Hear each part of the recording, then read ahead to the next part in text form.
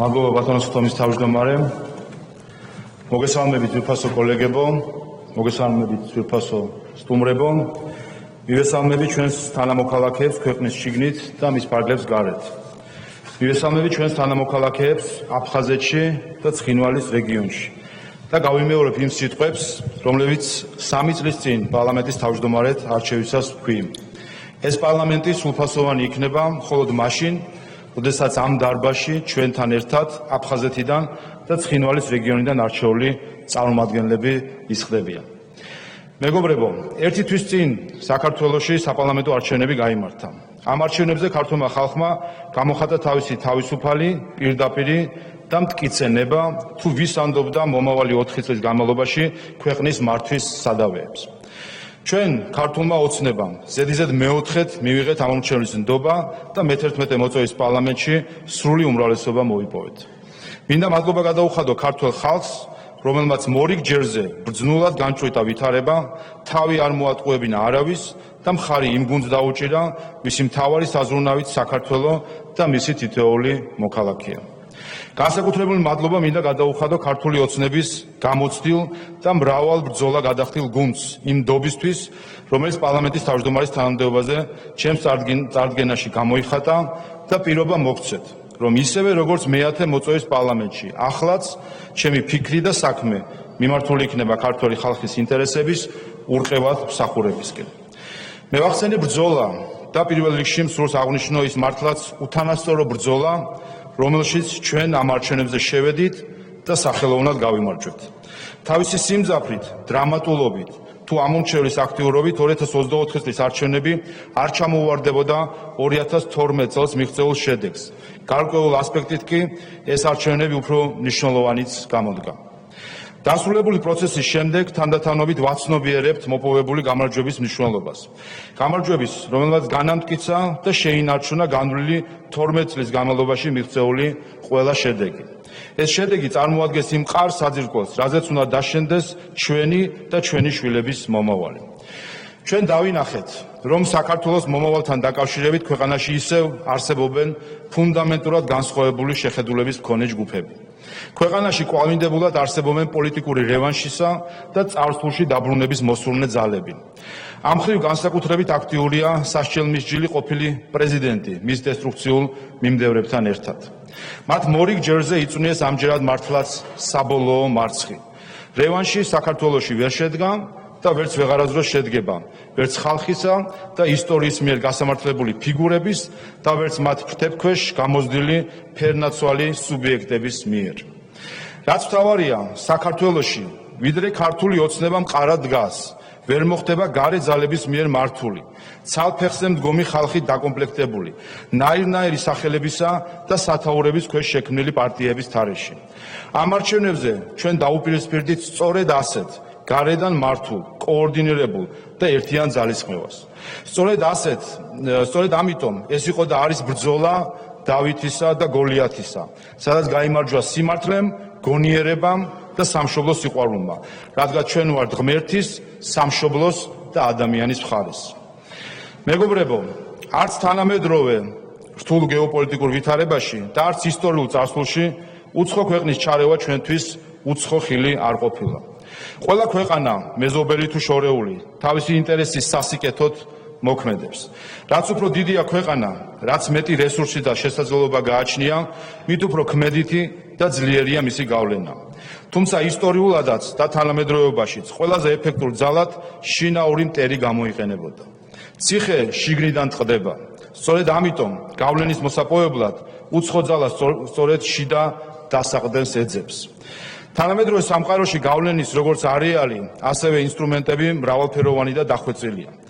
თანამედროვე ცოდნის ტექნოლოგიები უზრუნველყოფენ, რომ სხვისი გავლენის მატარებელმა პირებმა ხანდახან თავადაც არ უწყიან სინამდვილეში რას და ვის ემსახურებიან. ამაში თავის როლს თამაშობს ყალბად და სტერეოტიპების სახით ჩანერგილი ღირებულებები. ფეტიშად ქცეული და შინაარსისგან დაცლილი ფასეულობები ადამიანს დაუფიქრებელი და გაუაზრებელი მოქმედებისკენ ისე უბუძგებენ, რომ საკუთარ ცხვირზე შორს ვერაფერს ხედავს.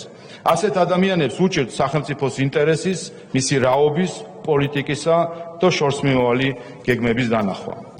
გავლენის ამგვარ გამტარებელთან ერთად არსებობს უცხო ინტერესების სრულიად ნათლად და გააზრებულად მსახურნიც. მათი სამშობლო სხვაგანაა, მათი იდენტობა უცხო და სტერილურია. მათი ჭკუა მოკლეა და ბუნება კი ვიწრო. ისინი გარე ძალებისთვის ყველაზე მყარი დასაყრდენია.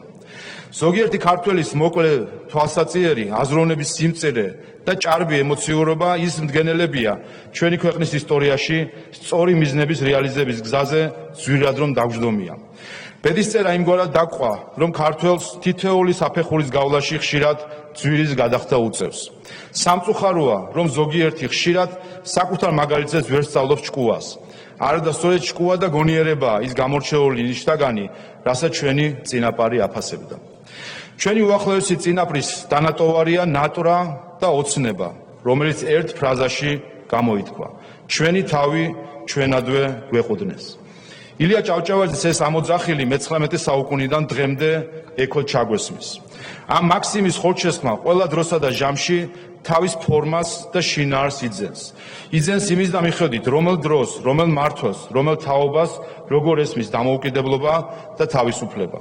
სწორედ თავისუფლებისა და დამოუკიდებლობის გზაზე შედეგიანად სიარულია ქვეყნის ეროვნული ინტერესი. ნაცვლად ჩვენი წინაპრების დანატოვარზე ფიქრისა და მათი გამოცდილების გააზრებისა, დღეს ჩვენი თანამედროვეებისგან დაუფიქრებლად წამოსროლილ სიბრძნეთა პირისპირ ვდგავართ. თუ უცხოეთი გეტყვის, ცალფეხზეც უნდა დადგე. რადიკალურ ოპოზიციაში ამის მთქმელი და ამგვარად მოაზროვნე არაერთი ადამიანია. უცხოეთის ყალბი ელვარებისგან თვალმოჭრილი ოპონენტები საკუთარ უფალს უგულებელყოფენ, წინაპართა დანატოვარს არ დაგიდევენ, ყველაფერს უცხოს კი ნებით შესთფიან. სწორედ ამიტომაა, რომ მათ არც უფიქრიათ და არც ესმით, თუ რა არის მათი ეროვნული ინტერესი, რა არის სხვისი. მათთვის სამყარო არ იყოფა ჩვენებად და უცხოებად, საკუთრად და სხვისად. ნაცვლად ამისა თანამედროვე პოლიტიკას ინფანტილურად კარგებისა და ცუდების კატეგორიებით ზომავენ. სწორედ ამიტომაა ჩვენი მთავარი მტერი პირველ რიგში უმციფრობა და ინფანტილიზმი, ისი შედეგებიც საკუთარ თავზე არაერთხელ გვიწვნია. საბედნიეროდ საქართველოში დადგა დრო მეტი ფიქრის, განსჯის, წინდახედულობის, მეტი გონიერებისა და შორსწრეტელობის, სიბრძნისა და გამჭრიახობის. მეგობრებო, 35 წლის წინ საქართველოს საბჭოთა კავშირისგან გამოყოფის პროცესი დაიწყო. მომაკვდავი იმპერიისგან განთავისუფლების გზა 15-ვე რესპუბლიკისთვის განსხვავებული აღმოჩნდა. ზოგი პირველი ჟამის მუშაკი აღმოჩნდა, ზოგი კი მე-11-ის. ამ ურთულეს კატაკლიზმას ზოგი უნებლად დაუძვრა, ზოგი ნანგრევებმა მოიყოლა, ზოგმა კი ზომაზე მეტი ფასი გადაიხადა.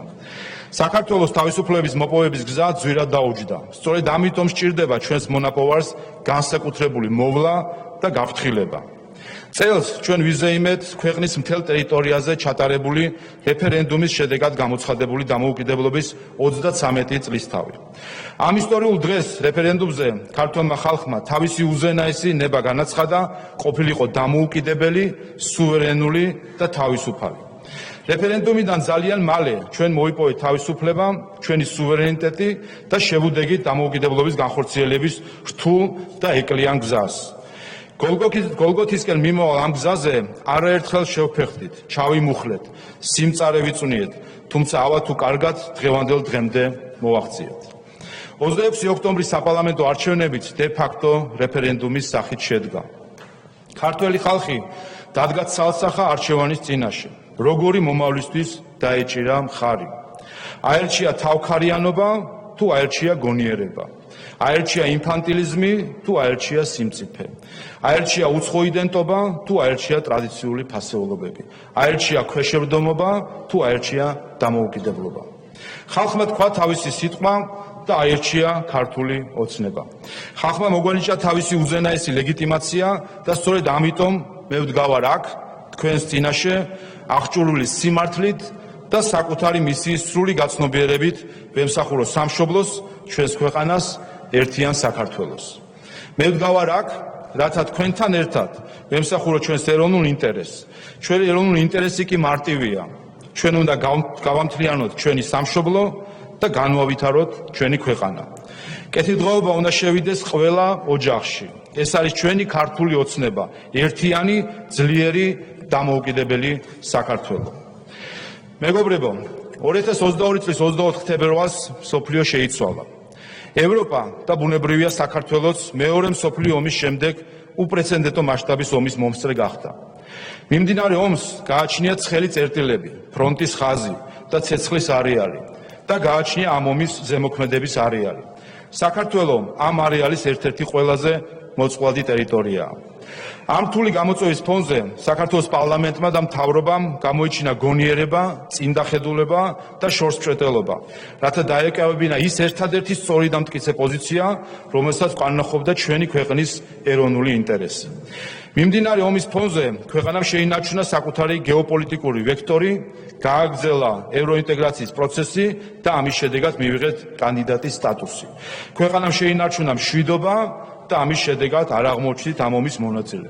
ქვეყანამ უარი თქვა ორმხრივ სანქციებზე და ამის შედეგად შევინარჩუნეთ ეკონომიკური განვითარების დინამიკა. მართველი გუნდი მტკიცედ დაუხვდა იმ პროვოკაციებსა და ხაფანგებს, რისკენაც გვიბიძგებდა ზოგიერთი დაუძინებელი მეგობარი და სწორედ ამ გამოცდილებით, ამ შედეგებით, ამ მაგალითით წარსდგა არჩევნებზე. მრავალჭირნახულმა და უკვე გამოცდილმა ქართველმა ხალხმა მისმა სრულმა უმრავლესობამ ეს დაინახა და თავისი ხმით ამ პოლიტიკას დემოკრატიული ბეჭედი დაასვა. მეგობრებო, ქართული ოცნება ამ არჩევნებზე ამორჩევის წინაშე წარდგა მძიმე 20 წლიანი ციკლის დასრულების შემდეგ. მე მინდა მოკლედ გავიხსენო ეს პროცესი. 2020 წლის საპარლამენტო არჩევნებზე ქართულმა ოცნებამ გაიმარჯვა რევანშიზმის მორიგი მცდელობის ფონზე. რადიკალური ოპოზიციის ძირითად მაშურ რგოლად უკვე მაშინვე იქცა პოლიტიკური დღისწესრიგის მქონე ზოგიერთი არასამთავრობო ორგანიზაცია, რომელთა გაყალბებულმა და დამალულმა პარალელური დათვლის შედეგებმა და შეფასებებმა 40 დღის განმავლობაში აჯანჯღარა ქვეყანა. ოპოზიციური პარტიები რუსთაველის გამზირს მორიგ რევოლუციის და არეულობის მცდელობით მოედნენ, სრულად ხელოვნურად, შეთხზული და შეთითხნილი საბაბებით მოახერხეს პოლიტიკური კრიზისის შექმნა. ამგვარ პირობებში გავედით 2021 წლის თვითმმართველობის არჩევნებზე, სადაც ახალი ხაფანგი დაგვახვედრეს. თქვენ ყველას გახსოვთ უცხოური სპეცოპერაციის შედეგად არაჟნის კონტეინერით ქვეყანაში შემოპარებული ყოფილი პრეზიდენტი, რომელიც საარჩევნო ღამეს შედეგების ამოსაყირავებლად და არჩევნების ჩასაშლელად თბილისში ფარულად ჩამოვიდა. სამართალდაცვი ორგანოების სიფხიზლემ და გუნდის სიმტკიცემ მაშინ ეს სცენარიც აღკვეთა. 2022 წლის ადრეულ გაზაფხულზე კი რუსეთი თავს დაესხა უკრაინას და ვითარება სრულიად შეიცვალა. მსგავსი მოვლენა, რომ მოსალოდნელი იყო, ეს თვეებით ადრეც ჩანდა და მართველი გუნდი პროცესის ამგვარ განვითარებას მომზადებული შეხვდა. სწორედ ამიტომ ჩვენ გამოიჩინეთ ის სიმტკიცე და პრინციპულობა, რაც უკვე ვახსენე. მაშინ გამოჩნდა ყველაზე თვალნათი, რომ არსებობდა სხვაობა ჩვენს ეროვნულ ინტერესსა და სხვათა ინტერესს შორის, რომელსაც ურა პატრიოტულმა მეხუთე კოლონამ უმალ აუბა მხარი. ჩვენ გვახსოვს ომის დაწყებისთანავე უკრაინელებზე მეტი უკრაინელები, მოხალისეთა თვითმფრინავებით გაგზავნის, იარაღის მიწოდების, სანქციების დაწესების მოწოდებები და სხვა ისეთი დესტრუქციული ქმედებები, რაც საქართველოს ომის ნაწილად აქცევდა. ქვეყნის ყევა არ დასრულდა არც მას შემდეგ ახალ-ახალი საბაბებით. მოსახლეობის მღელვარებას ხან კანდიდატის სტატუსით ცდილობდნენ, ხან მოლაპარაკებების გახსნით, ხან გამჭვირვალობის კანონით და ბოლოს რეფერენდუმად ქცეულ არჩევნებზე დაიწყეს ლაპარაკი. ქართულმა ოცნებამ მიიღო რეფერენდუმის გამოწვევა. ჩვენ ვთქვით, რომ დღეს მსოფლიოში მთავარი გამოწვევა ომია, ხოლო განსაკუთრებული ძალისხმევის საგანი კი მშვიდობა. ჩვენ წარვადგინეთ ჩვენი განვლილი წლების მიღწევები, წარვადგინეთ მომავლის ხედვა, გეგმა და მისაღწევი მიზნები. ჩვენ გვენდნენ, მადლობა ჩვენს ამომრჩეველს. მადლობა ჩვენს ამომრჩეველს და სრული გაკიცხვა იმ ოპოზიციურ პარტიებს, რომლებიც ასე უდიერად და უპასუხისმგებლოდ მოიქცნენ საკუთარ ამომრჩეველს.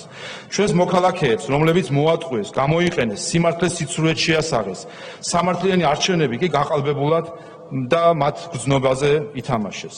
ნაცვლად იმისა, რომ ისინი ღირსეულად წარმოადგენენ ამ დარბაზში საკუთარი ამორჩევლის ინტერესებს, ისინი აგრძელებენ ყევას, ტყუილს და ქვეყნის მტრობას.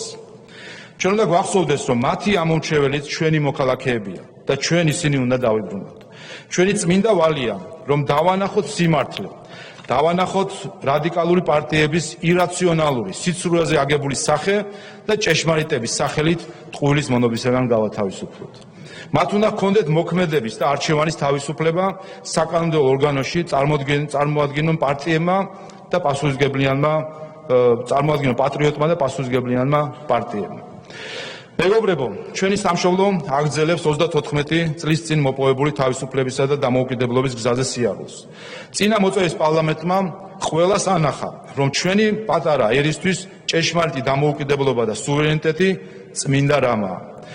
სოფლიოში არსებობენ ერები, რომლებიც საუკუნეების განმავლობაში ცხოვრობდნენ და ცხოვრობენ არათუ სახელმწიფოს, მამულის გარეშეც კი. მათ თავისი გადარჩენის ფორმულა ასეთ პირობებში გამოიმუშავეს. ჩვენი ცხოვრების წესი და ბუნება კი სხვაა. ჩვენი გადარჩენის ფორმულა ჩვენს თვითყოფადობასა და სახელმწიფოებრიობაშია. ამიტომ იყო, რომ მაშინაც კი, როდესაც უცხო მმართველობას გვახვევდნენ თავს, ქართველები ყოველთვის პოულობდნენ გზას, სივრცეებს, სფეროებს დამოუკიდებლობის მცირე კუნძულების შესაქმნელად. ეძებდნენ და პოულობდნენ იმიტომ, რომ ჩვენ 3000 სლოვან გენეტიკურ მეხსიერებაში გვაქვს ის, რასაც ილია ჭავჭავაძემ 160 წლის წინ ჩვენი დამოუკიდებლობის მთავარი ფორმულის სახე მისცა. ჩვენი თავი ჩვენადვე გვეყუდნეს. ჩვენი თავი ჩვენადვე უნდა გვეყუდნეს იმისთვის, რომ დავიცვათ ჩვენი სამი მთავარი საუნჯე: ჩვენი მამული, ჩვენი ენა და ჩვენი სარწმუნოება. მეგობრებო, 3 წლის წინ, როდესაც საქართველოს პარლამენტმა თავმჯდომარედ ამირჩია, მე დავდე პირობა, რომ თქვენთან ერთად ვიდგებოდი საპარლამენტო სუვერენიტეტის სადარაჯოზე. მე-10 მოწვევის პარლამენტმა ეს განსაკუთრებით შეძლო. ახლაც მინდა თქვენს წინაშე და თქვენთან ერთად დავდო პირობა, რომ საქართველოს პარლამენტი მოусმენს ყველას, მაგრამ იმოქმედებს მხოლოდ ქართველი ხალხის ეროვნული ინტერესების შესაბამისად. ეს იქნება ჩვენი გეგმაც და ჩვენი მიზანიც. ღმერთი იყოს ჩვენი სამშობლოს ფარველი.